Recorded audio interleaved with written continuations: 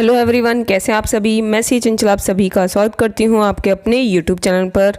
आज इस वीडियो में हम प्रोबेबिलिटी का हमारा आगे का टॉपिक करने वाले हैं। तो देखिए, आज हम सबसे पहले इस टॉपिक में टाइप ऑफ इवेंट्स के बारे में समझते हैं। तो इसमें हमारे कुछ किस तरीके के इवेंट्स आपके एग्ज़ाम के लिए रेलिवेंट हैं।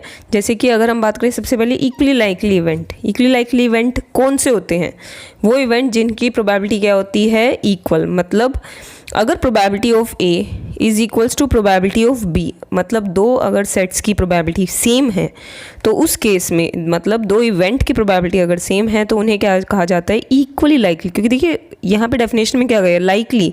इक्वली लाइकली का मतलब ही क्या है, जिनके होने के चांस क्या हैं, इक्वल। तो देखिए इसमें प्रोबेबिलिटी इक्वल होती है, बट इसका मतलब ये नहीं कि ए इक्वल टू बी होगा। मतलब यहाँ पे ये दोनों इवेंट इक्वल हो वो ज़रूरी नहीं है। जैसे कि अगर एक कॉइन टॉस हुआ है तो उस केस में ए कंसिडर कर लेते हैं हम हेड आने के चांसेस और बी कंसिडर कर लेते हैं टेल आने के चांसेस। तो देखिए यहाँ पे दोनों की प्रोबेबिलिटी क्या हो गई, 1/2। तो प्रोबेबिलिटी इक्वल है बट ये इवेंट थोड़ी इक्वल है। तो ये चीज़ आपको क्लियर हो गई होगी। इसके बाद आगे बढ़े अगर हम, तो इसका एग्जांपल यही है, one coin is tossed then probability of getting head and tail is equally likely. But ये इवेंट इक्वल नहीं होते। तो इसका नेसेसरी मतलब ये नहीं है, बट हो सकता है कि ए और बी इक्वल भी हो। ठीक है, तो अब हम नेक्स्ट इवेंट पे मूव करते हैं। म्यूचुअली एक्सक्लूसिव इवेंट्स की बात करें अगर, तो देखिए म्यूचुअली एक्सक्लूसिव किन्हें कहा जाता है। If A and B are mutually exclusive, इसका मतलब ही क्या होगा। तो देखिए इसमें आपको कंडीशन क्या याद रखनी है। तो देखिए जब भी आपको कहा गया कि ए और बी म्यूचुअली एक्सक्लूसिव है तो उस केस में उनका इंटरसेक्शन हमेशा इक्वल टू 0 होगा। कि देखिए म्यूचुअली एक्सक्लूसिव का मतलब ही क्या होता है कि दो एलिमेंट्स में कुछ भी कॉमन नहीं है, मतलब वो दोनों बिल्कुल अलग है। इन्हें कहा जाता है डिसजॉइंट सेट। डिसजॉइंट होने का मतलब है इनमें कुछ भी कॉमन नहीं है। तो देखिए अगर कॉमन नहीं है तो इंटरसेक्शन ऑटोमेटिकली क्या होगा, 0। तो हमेशा इनका इंटरसेक्शन क्या होता है, 0। तो अगर आपको कहा गया कि ए और बी म्यूचुअली एक्सक्लूसिव है तो इसका मतलब ए और बी में कुछ भी कॉमन नहीं है तो उनका इंटरसेक्शन क्या होगा, 0। बट अगर हम ए बी और सी, देखिए 3 सेट की बात करें, 3 एलिमेंट्स की बात करें, अगर इसने कहा हुआ है तीनों म्यूचुअली एक्सक्लूसिव है तो देखिए समझिए इसका मतलब तीनों में कुछ भी कॉमन नहीं है। तो हम ये भी कह सकते हैं कि ए इंटरसेक्शन बी 0 होगा, मतलब ए और बी में भी कुछ कॉमन नहीं होगा, बी और सी में भी कुछ कॉमन नहीं होगा, ऐसे ही ए और सी में भी कुछ कॉमन नहीं होगा।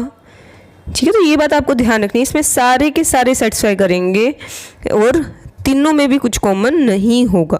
तो तीनों यहाँ पर डिसजॉइंट सेट है। इसका मतलब यहाँ पर आपका ग्रुप वाइज भी और जो कंबाइन है वो सारे के सारे इंटरसेक्शन क्या हैं, 0। ठीक है, तो ये बात आपको ध्यान रखनी है। कितने सेट्स की बात हो रही है उसके अकॉर्डिंग डिपेंड करता है कि यहाँ पर इसका मतलब क्या बनेगा। अब ऐसे देखिए इसका क्वेश्चन किस तरीके से आपसे पूछा जा सकता है। तो देखिए आपको यहाँ पे यूनियन गिवन है 0.8, ए गिवन है 0.3, बी यहाँ पर पूछा गया है और कहा गया A and B are mutually exclusive. तो देखिए यहाँ इसका आंसर क्या होगा। अब यूनियन का फॉर्मूला लगा लेते हैं। यूनियन का वैसे फॉर्मूला हमारा क्या होता है, probability of A plus probability of B minus intersection.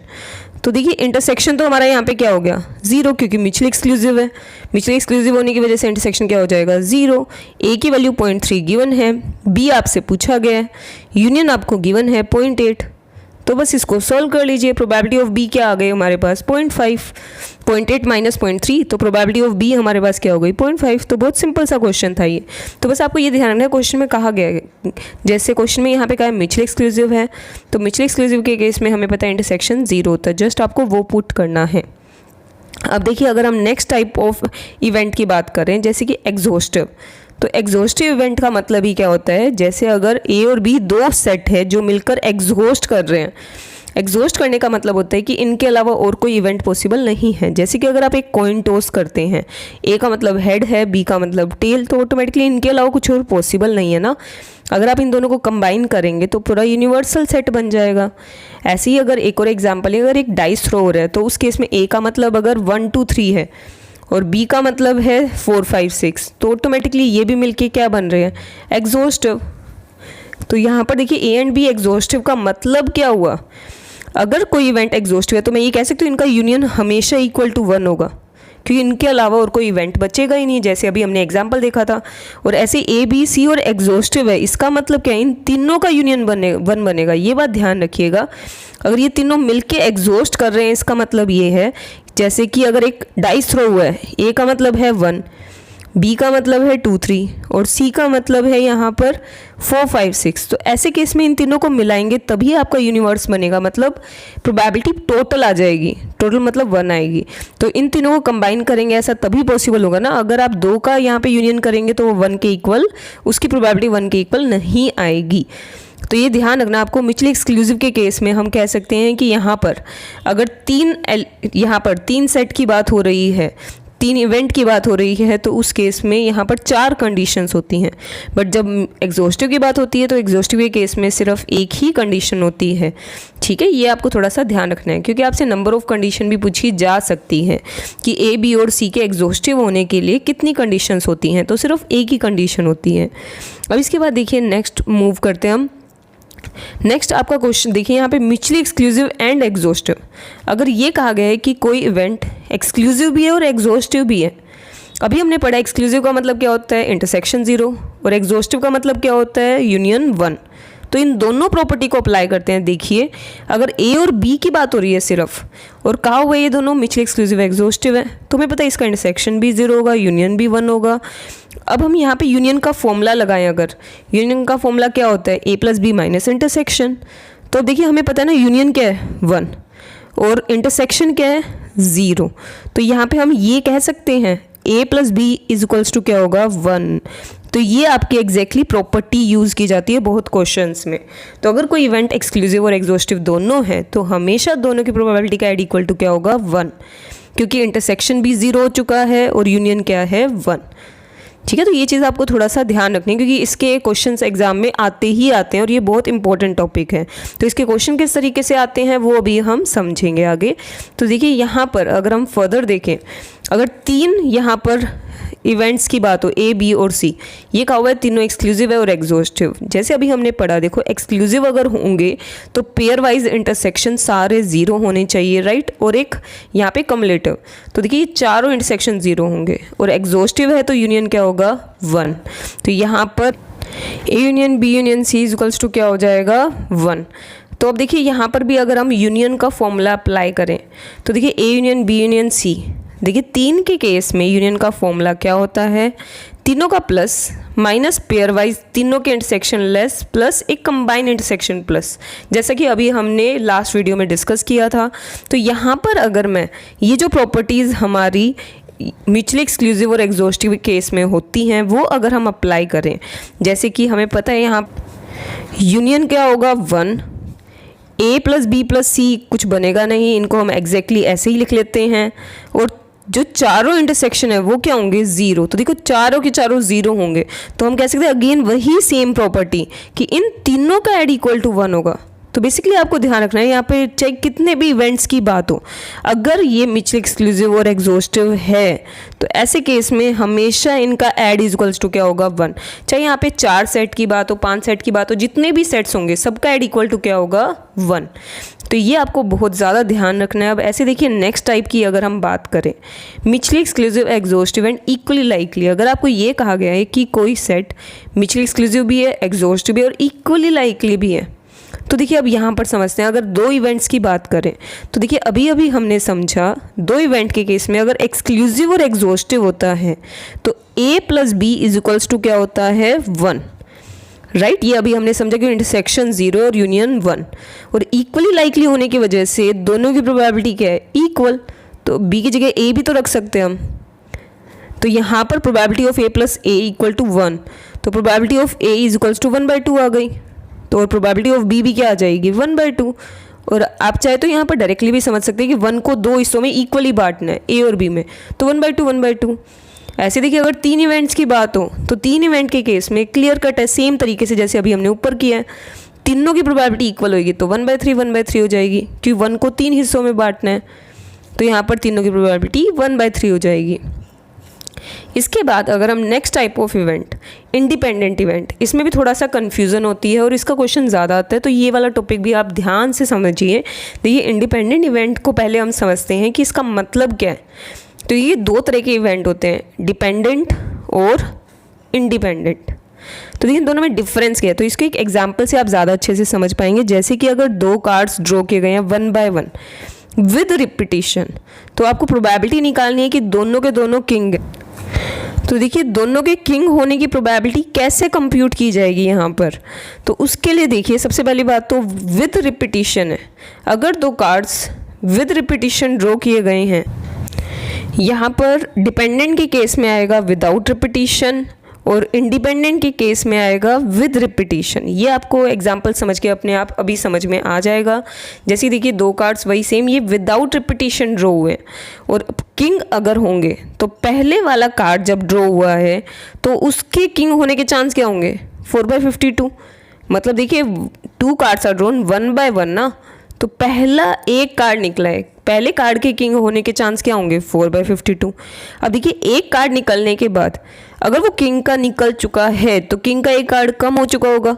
King का एक कार्ड कम होने के बाद 3 बचे हैं किंग के कार्ड और टोटल में भी तो एक कार्ड कम हो गया, 51।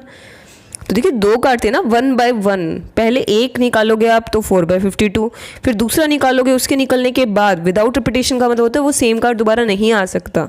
तो आपके पास ऑप्शन सिर्फ 3 ही बचे ना आउट ऑफ 51। तो ये इसकी प्रोबेबिलिटी है। बट देखिए अगर हम नोटेशन वाइज समझे, इसको ऐसे लिखा जाता है probability of A into probability of B by A. तो देखिए that is condition. Reason mean देखिए यहाँ पर इफेक्ट पड़ा है या नहीं पड़ा, ये जो 3 आए इस पर इफेक्ट पड़ा है ना पहले ये किंग निकलने की वजह से। तो ये पहला कार्ड निकला उस वजह से इसका आंसर कुछ और आया, तो दैट इज़ डिपेंडेंसी। तो इन्हें कहा जाता है डिपेंडेंट इवेंट। तो उस केस में इसे ऐसे नोटेट किया जाता है बी बाई ए।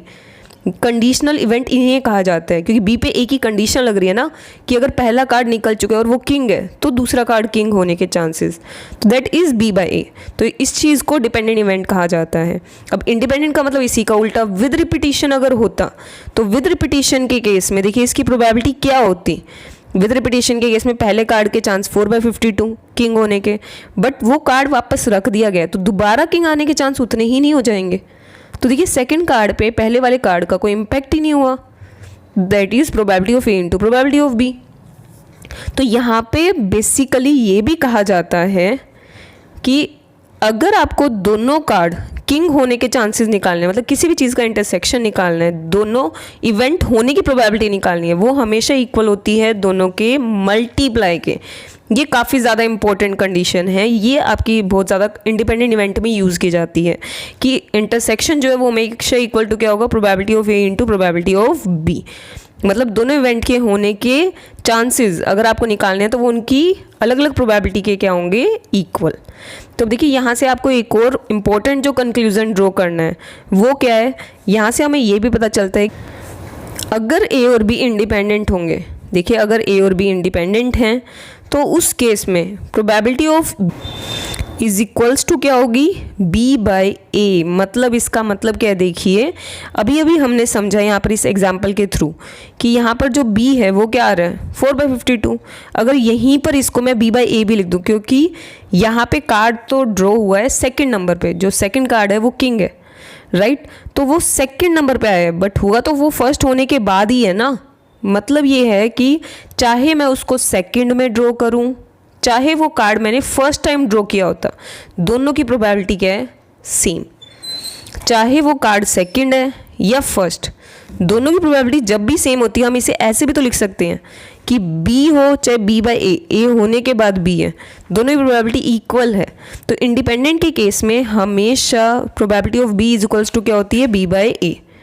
चाहे फर्स्ट कार्ड ड्रॉ होने के बाद किंग आ रहा हो या किंग हम डायरेक्टली निकालते तो भी प्रोबेबिलिटी दोनों की क्या होती, इक्वल। तो ये आपको थोड़ा सा ध्यान रखना क्योंकि आपके एमसीक्यू में इस तरीके से क्वेश्चन आपसे पूछा जा सकता है और ये मॉड्यूल में भी आपके दिया गया है। अब देखिए नेक्स्ट हम बात करें, ये प्रॉपर्टी अभी अभी हमने डिस्कस की कि हमेशा A intersection B is equals to क्या होगा, probability of A into probability of B.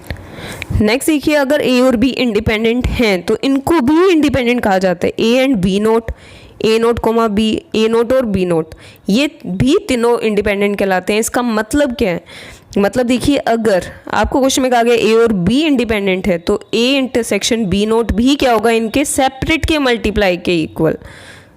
तो ये आपको ध्यान रखना है। ऐसे ही सेम चीज़ अगर ए नोट बी की बात हो रही है तो ये भी इसके क्या होगा, सेपरेट के मल्टीप्लाई के इक्वल। और सेम चीज़ हम यहाँ पे थर्ड पे अप्लाई करते हैं तो दोनों का intersection is equal to probability of A not into probability of B not. तो इस चीज़ को आप बहुत आसानी से इस चीज़ से समझ सकते हैं कि जैसे अभी हमने ये एग्जांपल देखा, 2 कार्ड ड्रॉ किए गए 1 बाय 1 विद रिपीटिशन, प्रोबेबिलिटी निकालनी है बोथ आर किंग। तो यहाँ पे किंग की बजाय अगर ये कहा होता नाइदर किंग, कि किंग ना होने के चांस, स्टिल ये क्या है विद रिपीटिशन। विद रिपीटिशन होने की वजह से सेकंड कार्ड पे फर्स्ट कार्ड के कोई इम्पैक्ट नहीं आएगा। तो वही चीज़ हम यहाँ पे समझ रहे हैं कि ए और बी अगर इंडिपेंडेंट है ना, विद रिपीटिशन है, तो आप चाहे उनका नोट निकाल लो, डजेंट मैटर, सारे क्या होंगे इंडिपेंडेंट, क्योंकि सभी विद रिपीटिशन है। तो ये आपको ध्यान रखना है। अब ऐसे देखिए, ये तो हमने समझा 2 इवेंट ए और बी के केस में। अब अगर हम बात करें ए बी और सी, 3 इवेंट्स दिए हुए हों, तो हमारी क्या कंडीशन होती है। देखो 3 इवेंट के केस में हमारी यहाँ पर 4 कंडीशन अप्लाई होती हैं, जैसे कि म्यूचुअली एक्सक्लूसिव में था कि ए इंटरसेक्शन बी, क्योंकि यहाँ पर इंडिपेंडेंट सारे इवेंट होंगे, ए भी बी पे इंडिपेंडेंट होना चाहिए, बी और सी भी ए और सी भी, तभी कंप्लीट इंडिपेंडेंट कहलाएंगे। इसका मतलब ए और बी का इंटरसेक्शन भी सेपरेट के मल्टीप्लाई के इक्वल, सेम चीज़ बी और सी के लिए, ए और सी एंड तीनों के केस में। तो यहाँ पर आपकी नंबर ऑफ कंडीशन कई बार पूछ ले जाता है कि number of condition for A and B independent, तो ये तो सिर्फ एक ही होती है कि A intersection B is equals to क्या होना चाहिए, सेपरेट के मल्टीप्लाई के इक्वल। 3 के केस में कितनी कंडीशंस बनेंगी, 4। तो ये आपको थोड़ा सा ध्यान रखना है। अब देखिए इसके क्वेश्चन किस तरीके से आते हैं और इसको चेक कैसे किया जाता है, ये काफ़ी इंपॉर्टेंट चीज़ है। तो इस चीज़ को हम समझते हैं कि इसको चेक कैसे किया जाता है। तो देखिए यहाँ पर independence and mutually exclusive can't occur together. अब इसका मतलब क्या है, देखिए इंडिपेंडेंस और म्यूचुअली एक्सक्लूसिव एक साथ कभी अकर नहीं हो सकते। मतलब 2 sets can be either mutually exclusive और independent. Reason being mutually exclusive होता ही कब है, जब इंटरसेक्शन क्या हो, 0। और इंडिपेंडेंट कब होता है, जब इंटरसेक्शन इक्वल हो सेपरेट के मल्टीप्लाई के। तो इंडिपेंडेंट कहता ही क्या है कि इंटरसेक्शन पॉसिबल है और इंटरसेक्शन दोनों के मल्टीप्लाई के इक्वल होगा। बट म्यूचुअली एक्सक्लूसिव कहता है इंटरसेक्शन है ही नहीं पॉसिबल।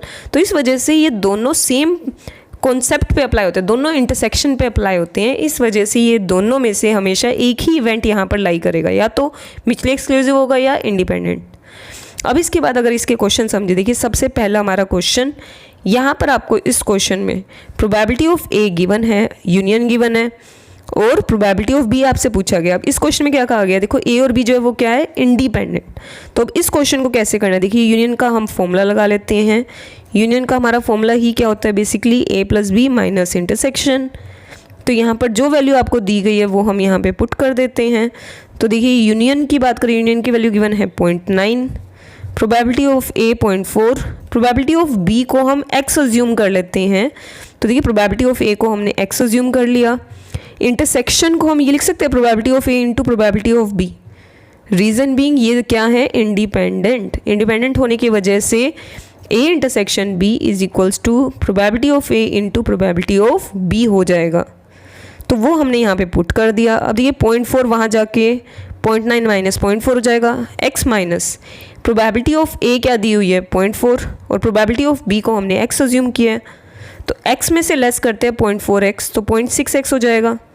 बस यहाँ पर 0.5 बाई 0.6 मतलब 5/6, ये हमारा x हुआ। तो x की वैल्यू क्या आ रही है, 5/6। तो प्रोबेबिलिटी ऑफ b आ गया हमारे पास 5/6। तो इसका बहुत सिंपल से क्वेश्चन आते हैं, बस आपको प्रॉपर्टीज़ और इसका कॉन्सेप्ट अच्छे से समझ में आना चाहिए, तो आपको बस प्रैक्टिस करनी है। तो देखिए नेक्स्ट आपका इस टाइप से एक और क्वेश्चन इसका बन सकता है। आपको इस क्वेश्चन में क्या कहा गया है, 2 coins आर टोस्ड।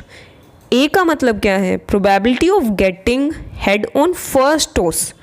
फर्स्ट टॉस पे हेड आने के चांस ए है और head on last toss B. अब आपको चेक करना है कि इंडिपेंडेंट है या नहीं है। तो देखिए चेकिंग कैसे की जाती है, इसके लिए हम अगर मैं आपको थोड़ा सा डिटेल में समझाऊं, ए का मतलब यहाँ पे आप लिख लीजिए एक बार, probability of getting head on first toss, right. तो हेड अगर फर्स्ट टॉस पे होगा और 2 कॉइन टॉस हो रहे हैं, तो इन दोनों में से कोई एक इवेंट बनेगा कि पहले वाले पे हेड होना चाहिए, दूसरे पे कुछ भी हो। अब ऐसे देखिए बी का मतलब क्या होगा, हेड ऑन लास्ट, तो लास्ट वाले पे हेड होना चाहिए, फर्स्ट पे कुछ भी हो। तो ये हुए ए और बी। अब देखो यहाँ पे चेक करना है कि ये इंडिपेंडेंट है या नहीं। तो इंडिपेंडेंट कब होंगे, उसके लिए देखिए प्रॉपर्टी आपको चेक करनी पड़ेगी। और प्रॉपर्टी क्या, देखिए intersection is equals to probability of A into probability of B. तो हम ये तीनों वैल्यू फाइंड कर लेते हैं। तीनों वैल्यू कैसे फाइंड होगी, उसके लिए पहले देखिए इंटरसेक्शन फाइंड करें अगर हम, इन दोनों में कॉमन क्या है। तो देखिए यहाँ पर ए और बी में कॉमन, ए और बी का इंटरसेक्शन क्या होगा, एच एच ओनली, राइट। इन दोनों में कॉमन है सिर्फ एच एच। तो अगर हम इसकी प्रोबेबिलिटी निकालें, ए इंटरसेक्शन बी की प्रोबेबिलिटी हो जाएगी 1/4 ना, क्योंकि 2 कॉइन टॉस होते हैं तो टोटल केसेस कितने होते हैं 4, तो 1/4। ए की प्रोबेबिलिटी क्या है 2/4 और बी की 2/4, ठीक है। ये 4 कैसे आ रहा है, क्योंकि टोटल जो है यूनिवर्स का क्या होगा 4। तो बस यहाँ पर अगर हम इसे सॉल्व करें तो ये तो 1/4 ही आता है इन दोनों का मल्टीप्लाई, और लेफ्ट साइड पे 1/4 है, तो ये बोथ साइड रिजल्ट सेम आ रहा है, इस वजह से ये क्या कहलाएंगे, इंडिपेंडेंट। तो यहाँ पे हमारा आंसर आ जाएगा कि ए और बी यहाँ पर इंडिपेंडेंट हैं, तो इसका आंसर येस हुआ, ठीक है। तो इस तरीके से आपका क्वेश्चन आ जाता है। तो इसमें आपको कॉन्सेप्ट अप्लाई नहीं करना, इसमें आपको फॉर्मूला चेक करना है। ये कॉन्सेप्ट समझे, ये काफ़ी ज़्यादा इंपॉर्टेंट है। अब देखिए यहाँ पर आपको क्या कहा गया है, horse race, coming first in class, interview for single post. तो ये सारे एग्जाम्पल हैं किस चीज़ के, all are example of mutually exclusive and exhaustive. और वो कैसे, देखिए अगर इसके बारे में हम समझें, ये आपको क्वेश्चन में मेंशन नहीं होगा कि these are mutually exclusive and exhaustive, कभी मेंशन हो तो it's fine, but otherwise 90% questions में आपको मेंशन नहीं होता।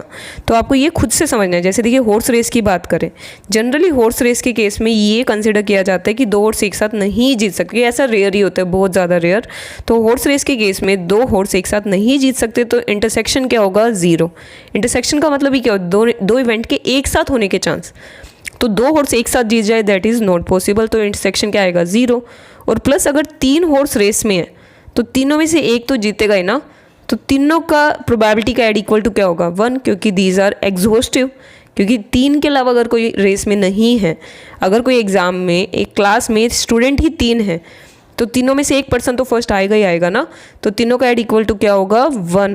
तो ये आपको समझना है कि ऐसे केस हमेशा एक्सक्लूसिव एंड एग्जॉस्टिव होते हैं। ऐसी फर्स्ट के केस में, क्लास में फर्स्ट आने की बात है तो हम ये अज्यूम करते हैं हमेशा कि 2 जने कभी भी फर्स्ट नहीं आ सकते। तो ये चीज़ आपको ध्यान रखनी है कि दीज आर अजम्पशन। ऐसे देखिए इंटरव्यू फॉर सिंगल पोस्ट, अगर एक सिंगल पोस्ट के लिए 2 पर्सन इंटरव्यू के लिए जा रहे हैं तो एक ही पर्सन सिलेक्ट होगा, दोनों सिलेक्ट नहीं हो सकते। तो ये हमेशा म्यूचुअली एक्सक्लूसिव और एग्जॉस्टिव होते हैं। एक्सक्लूसिव और एग्जॉस्टिव होने की वजह से हमेशा यहाँ पे वो वाली कंडीशन अप्लाई होगी कि A + B + C जितने भी इवेंट्स हैं उनके अकॉर्डिंग उन सबका एड इक्वल टू क्या होगा 1 ऑलवेज। तो ये आपको ध्यान रखना है, this is really very important. तो देखिए इसके क्वेश्चन किस तरीके से आपके एग्जाम में आ सकता है, जैसे कि यहाँ पर हमने एक एग्जांपल लिया, देखिए ABC 3 हॉर्सेज हैं are racing and odds in favour of A winning. तो A के जीतने के ओड्स दिए हुए हैं आपको, ओड्स इन फेवर, और ओड्स के बारे में हम हमारी लास्ट क्लास में ऑलरेडी डिस्कस कर चुके हैं। तो देखिए ओड्स इन फेवर, A के जीतने के चांस कितने हैं 4:5, ऐसे B के विनिंग के चांस 3:7। अब यहाँ पे आपको ये प्रोबेबिलिटीज़ फाइंड करनी है। तो देखिए कैसे फाइंड होंगी, तो इसके लिए अगर हम सबसे पहले शुरुआत करते हैं इन ओड्स को समझने से, तो A की प्रोबेबिलिटी क्या होगी। तो देखिए ओड्स इन फेवर दिया हुआ है, जब भी फेवर दिया होता है इसका मतलब होता है पहले विनिंग के और फिर लूजिंग के। तो प्रोबेबिलिटी हो जाएगी विनिंग बाय में टोटल होती है ना, फेवरेबल बाय टोटल, तो 4/9 हो गया। ऐसे ही B के केस में फेवर के दिए हुए 3:7, तो ऊपर हमारा फेवरेबल आ जाएगा और डिवाइड में टोटल दैट इज 10। ये आपको ध्यान रखना, कहीं आप 7 लिख दे तो पूरा क्वेश्चन गलत हो जाएगा। अब देखिए क्वेश्चन में क्या पूछा गया, probability of winning of C, और अभी हमने समझा कि तीनों का एड इक्वल टू क्या होता है 1, हमेशा जब भी एक्सक्लूसिव एग्जॉस्टिव होंगे। तो यहाँ पर भी आपको सेम चीज़ करनी है, तीनों की प्रोबेबिलिटी का एड इक्वल टू क्या आएगा 1। तो बस यहाँ पर A और B की प्रोबेबिलिटी हम पुट कर देते हैं और इसको सोल्व कर लेते हैं, तो ऑटोमेटिकली क्या आ जाएगी प्रोबेबिलिटी ऑफ C। तो यहाँ पर बस 4/9 और 3/10 1 में से लेस कर दीजिए और हमारे पास C की प्रोबेबिलिटी आ जाएगी। इसको सॉल्व करके ये आ रहा है हमारे पास 23/90, तो ये हमारा आंसर हुआ। ऐसे देखिए सेकेंड पार्ट में क्या पूछा गया, A और B विल विन, तो या तो A जीतेगा या B। तो ये आपको ध्यान रखना है। देखिए इसमें इंटरसेक्शन मतलब मल्टीप्लाई पॉसिबल ही नहीं है, या तो A जीतेगा या B, और इंटरसेक्शन क्या आएगा माइनस, जब हम करते थे इंटरसेक्शन वो 0 है, तो यहाँ पे सिर्फ इन दोनों की प्रोबेबिलिटी क्या होगी प्लस। तो इसके क्वेश्चन बहुत बार आपसे रिपीटेडली पूछे जाते हैं, बस आपको ये टॉपिक समझना है कि इसमें मल्टीप्लाई पॉसिबल नहीं है, सिर्फ प्लस हो सकती हैं। तो इन दोनों का यहाँ पर प्लस हमारे पास क्या हो जाएगा आंसर, दैट इज 67/90। ठीक है। अगर इस टॉपिक के बारे में स्टिल आपको और डिटेल में या कोई पर्टिकुलर क्वेश्चन समझना हो तो आप हमें कमेंट करके पूछ सकते हैं। अब देखिए नेक्स्ट टॉपिक पे मूव करें तो देखिए नेक्स्ट, अगर आपके क्वेश्चन सॉल्विंग या फिर टारगेट हिट करना, interview for different post, live for another 5 years, तो ये वाले जो क्वेश्चंस हैं इनको किस चीज़ का एग्जाम्पल माना जाता है। सबसे पहले देखिए, अगर क्वेश्चन सॉल्व करने की बात करें, अगर एक क्लास में 5 स्टूडेंट्स को क्वेश्चन सॉल्व करने के लिए दिया गया है तो 5 पर्सन भी तो इस क्वेश्चन को सॉल्व कर सकते हैं। तो मतलब यहाँ पे इंटरसेक्शन पॉसिबल है। और सबसे इम्पोर्टेंट चीज़, एक पर्सन के सॉल्व करने से दूसरा पर्सन नहीं रुक सकता, मतलब दोनों पर्सन सॉल्व कर सकते हैं इंडिपेंडेंटली। तो ये एग्जाम्पल किस चीज़ का है? Example of independent event. तो ये आप ध्यान रखिएगा, जब भी क्वेश्चन सॉल्व करने की बात हो रही है तो 2 पर्सन क्वेश्चन सॉल्व कर सकते हैं इंडिपेंडेंटली। ऐसे देखिए, टारगेट हिट करने की बात हो रही है तो अगर आपका एक बार टारगेट हिट हो गया, दूसरी बार भी हो सकता है, तो देयर इज़ इंटरसेक्शन पॉसिबल। और वो भी ये क्या होंगे? इंडिपेंडेंट होंगे। बी पे ए का कोई यहाँ पे इम्पैक्ट नहीं होगा। ऐसी डिफरेंट पोस्ट के लिए अगर जा रहे हैं तो सभी सिलेक्ट हो सकते हैं। और अगर ऐसी ही लिविंग की बात हो रही है तो ये भी चीज़ हर एक केस में क्या होती है? इंडिपेंडेंट, कोई किसी पे डिपेंड नहीं करता इन सिचुएशंस में। तो देखिए यहाँ पर पॉसिबल केसेस क्या होंगे, तो पॉसिबल सिचुएशंस क्या होती हैं, जैसे अगर ए और बी की बात हो रही है, अगर 2 पर्सन एक क्वेश्चन को सॉल्व कर रहे हैं तो देखिए 4 सिचुएशन बन सकती है। या तो दोनों सॉल्व करेंगे या फिर एक पर्सन सॉल्व कर पाएगा, और वो भी हो सकता है ए ने किया हो या फिर बी ने किया हो, या फिर हो सकता है दोनों से ही सॉल्व ना हुआ हो। तो 4 केस पॉसिबल है, बिल्कुल सिंपल। ऐसे देखिए, अगर 3 पर्सन को क्वेश्चन सॉल्व करने के लिए दिया जाए तो या तो तीनों सॉल्व कर देंगे या फिर 2 पर्सन सॉल्व करेंगे। और 2 पर्सन में भी कौन कौन, देखिए अलग अलग केस बनेंगे ना कि किसने सॉल्व किया।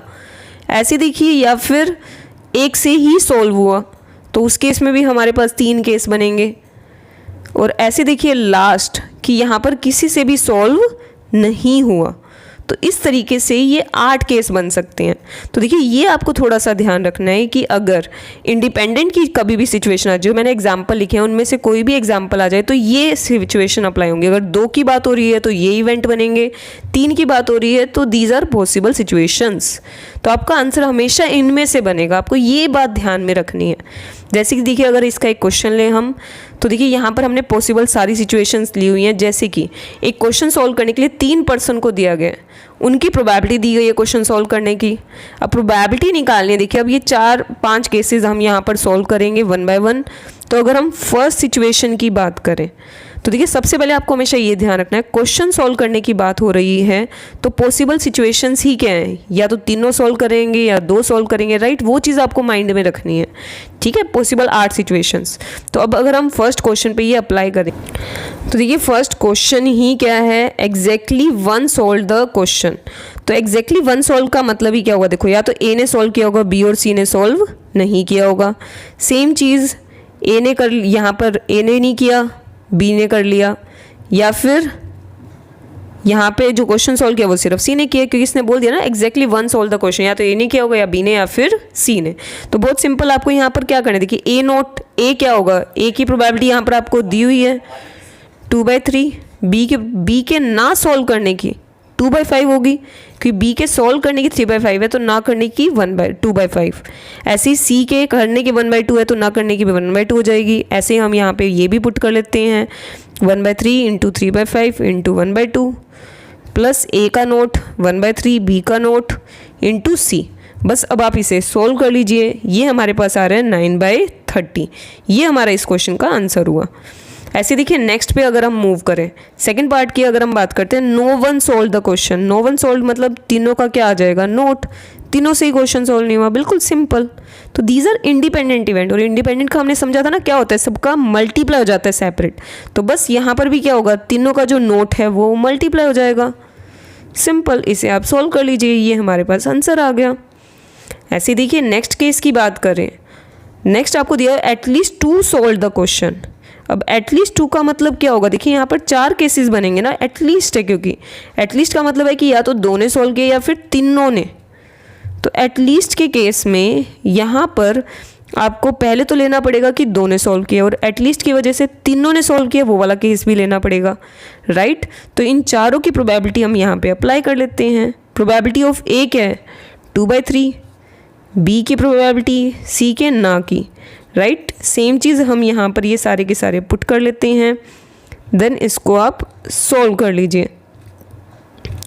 तो देखिए ये हमारे पास, अगर हम इसे प्लॉट करके सॉल्व करें, अब इनको आप मल्टीप्लाई करके ऐड कर लीजिए, और इसका हमारे पास आंसर आ रहा है 19/30। बट देखिए जब भी आप इस टाइप के क्वेश्चन को सॉल्व करें तो बढ़िया रहेगा आप इन्हें एलिमिनेट ना करें। अगर आप एलिमिनेट करेंगे फिर आपको बाद में एलसीएम लेना पड़ेगा, उससे अच्छा आप डायरेक्टली बस मल्टीप्लाई कर लीजिए, क्योंकि बेस तो सबका सेम ही है ना, तो उससे मल्टीप्लाई करके ऐड करना बहुत ईजी हो जाएगा। ऐसे देखिए अगर हम फोर्थ पार्ट की बात करें, ऑल सोल्व द क्वेश्चन। अब ऑल सोल्व द क्वेश्चन का मतलब क्या, बिल्कुल सिंपल, ए बी और सी तीनों ने सोल्व कर लिया क्वेश्चन, तो बस तीनों के क्वेश्चन सॉल्व करने की प्रोबेबिलिटी यहाँ पर मल्टीप्लाई कर लेते हैं। तो यहाँ पे आप सॉल्व कर सकते हैं, ये आंसर आ गया 1/5, क्योंकि कुछ और ऐड नहीं करना था। और लास्ट बात करें, क्वेश्चन इज सोल्व्ड, तो देखिए क्वेश्चन इज सोल्व्ड का मतलब ही क्या होगा कि यहाँ पर क्वेश्चन कम से कम, देखिए क्वेश्चन इज सोल्व्ड ये वाला क्वेश्चन कई बार एग्जाम में पूछा जाता है, तो ये आप ध्यान से समझिए। क्वेश्चन इज सोल्व्ड का मतलब है कि यहाँ पे कम से कम एक पर्सन ने तो सॉल्व किया होगा। मतलब देखिए क्वेश्चन सॉल्व्ड या तो एक पर्सन ने सॉल्व किया है, या फिर 2 ने, या तीनों ने सॉल्व कर दिया, तो ये सारे केस आएंगे। तो इसके अंदर 7 केस आएंगे, और बचा कौन सा, सिर्फ एक केस बचा कि किसी से क्वेश्चन सॉल्व नहीं हुआ, सिर्फ 0 वाला केस बचा। तो एक काम कर सकते हैं, हम 1 में से लेस कर देते हैं 0 के केसेस कि किसी से भी क्वेश्चन सॉल्व नहीं हुआ, प्रोबेबिलिटी कि क्वेश्चन इज नॉट सॉल्व्ड। तो ये एटलीस्ट 1 वाला ही हो गया कि at least 1 person solve the question, तो 1 माइनस कि किसी से भी क्वेश्चन सॉल्व नहीं हुआ। तीनों का हम यहाँ पे नोट ले लेते हैं और वो 1 में से लेस कर लेते हैं, तो दैट इज़ 14/15। ये हमारा यहाँ पे आंसर हुआ। तो मुझे उम्मीद है कि ये टॉपिक भी आपको क्लियर हो गया होगा। तो आज हमने मेनली जो इवेंट्स और उनसे रिलेटेड आपका एप्लीकेशन कैसे होता है, हॉर्स रेस वाला या क्वेश्चन, या फिर हिटिंग द टारगेट हो गया, ठीक है। अगर लाइव की बात की जाए तो ये सारे इसी तरीके से किए जाते हैं आपके क्वेश्चंस। बट स्टिल अगर आपको कहीं पे प्रॉब्लम आए तो आप हमें कमेंट करके पूछ सकते हैं। अब हम हमारी अगली वीडियो में मिलेंगे, तब तक के लिए बाय बाय।